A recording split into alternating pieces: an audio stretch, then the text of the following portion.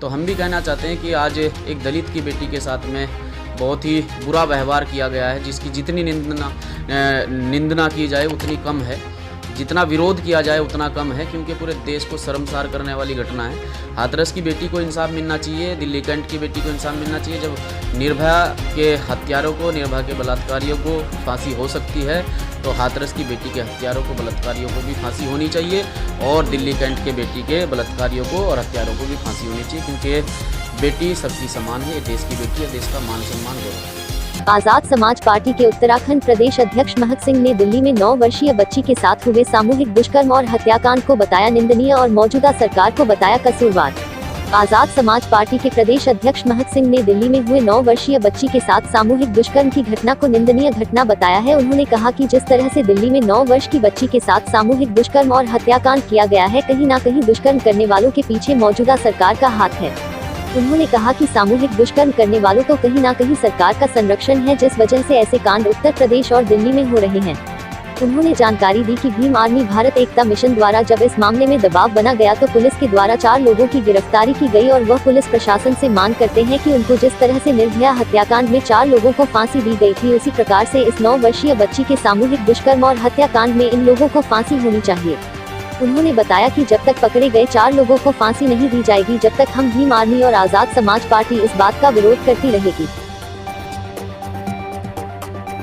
देखिए, ये घटना 1 तारीख की शाम के 5:30 बजे की है, और इस घटना को अंजाम देने वाले 4 लोग हैं। जो मुख्य आरोपी हैं वो 4 लोग हैं, और 4 लोगों ने उस बच्ची के साथ में सामूहिक बलात्कार किया, और उसके बाद उस बच्ची को मार दिया गया, और बिना उनके परिवार को जानकारी दिए, परिवार को किसी प्रकार की कोई जानकारी नहीं दी गई, परिवार को कोई जानकारी नहीं थी, उस बच्ची को शमशान में जला दिया गया। परिवार जब वहाँ पर पहुँचा तो परिवार को वहाँ जो मंदिर के पुजारी हैं उनके द्वारा ये कहा गया कि इस बच्ची को करंट लगने से इसकी मौत हो गई, और मैंने इसको इसलिए जला दिया कि अगर ये पोस्टमार्टम इसका होता तो इसके पार्ट्स शरीर के निकाल लेते, तो इसलिए मैंने इसे जला दिया। तब वहाँ पर भीम आर्मी भारत एकता मिशन के प्रदेश अध्यक्ष भाई हिमांशु वाल्मीकि जी पहुँचे, और समस्त प्रशासन के लोग वहाँ पर पहुँचे। तो जब उनसे पूछताछ की गई तब उनमें से कुछ व्यक्तियों ने बताया कि इस बच्ची के साथ में सामूहिक बलात्कार किया गया है। पुलिस की पूछताछ के बाद बताया गया, और फिर ये बच्ची कहीं ना कहीं परिवार के लोगों को ना बता दे, इस डर से उन लोगों ने इस बच्ची को जला दिया। लगातार भीम आर्मी भारत एकता मिशन के समस्त साथी पूरे देश भर में उस बच्ची के लिए आंदोलन कर रहे हैं, कैंडल मार्च निकाल रहे हैं, और मांग कर रहे हैं कि उस बच्ची के हत्यारों को फांसी होनी चाहिए, क्योंकि इससे पहले भी हाथरस में एक घटना हुई थी,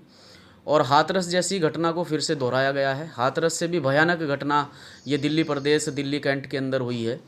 जहां मात्र 9 साल की नाबालिग बच्ची के साथ में सामूहिक दुष्कर्म किया गया, उसके बाद उस बच्ची को मारकर जला दिया गया। यानी कि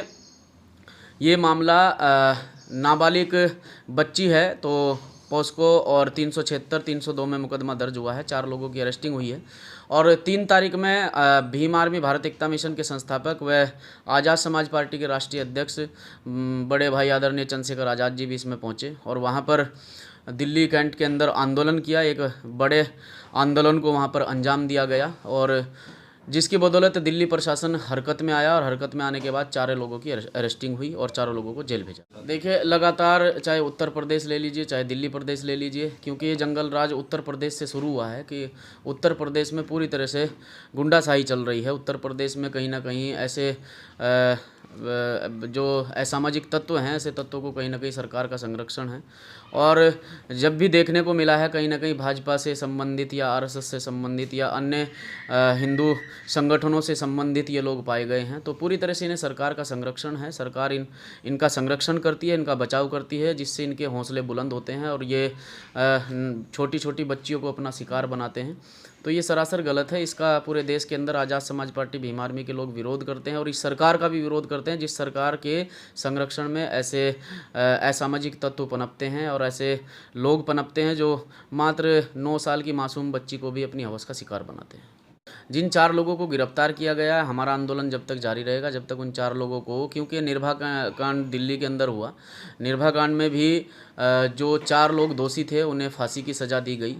वो देर में मिली लेकिन फांसी की सज़ा मिली और निर्भया को जो है पूरी तरह से इंसाफ मिला। तो हम भी कहना चाहते हैं कि आज एक दलित की बेटी के साथ में बहुत ही बुरा व्यवहार किया गया है, जिसकी जितनी निंदना की जाए उतनी कम है, जितना विरोध किया जाए उतना कम है, क्योंकि पूरे देश को शर्मसार करने वाली घटना है। हाथरस की बेटी को इंसाफ मिलना चाहिए, दिल्ली कैंट की बेटी को इंसाफ मिलना चाहिए। जब निर्भया के हत्यारों को, निर्भया के बलात्कारियों को फांसी हो सकती है तो हाथरस की बेटी के हत्यारों को, बलात्कारियों को भी फांसी होनी चाहिए और दिल्ली कैंट के बेटी के बलात्कारियों को और हत्यारों को भी फांसी होनी चाहिए, क्योंकि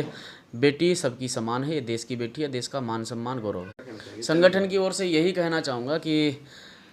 जिस तरह से ये गुंडा तत्व सरकार के संरक्षण में पनप रहे हैं, लगातार आपको देखने को मिल रहा है कि लगातार ऐसे लोगों का संरक्षण किया जा रहा है, तो ऐसी सरकारों को आपको बदलना पड़ेगा। अगर बहुजन समाज अपने ऊपर हो रहे शोषण अत्याचार को कम करना चाहता है या ख़त्म करना चाहता है, तो ऐसे लोगों को सरकारों में लाना पड़ेगा जो ज़मीनी स्तर पर आप लोगों की लड़ाई लड़ते हैं, ज़मीनी स्तर पर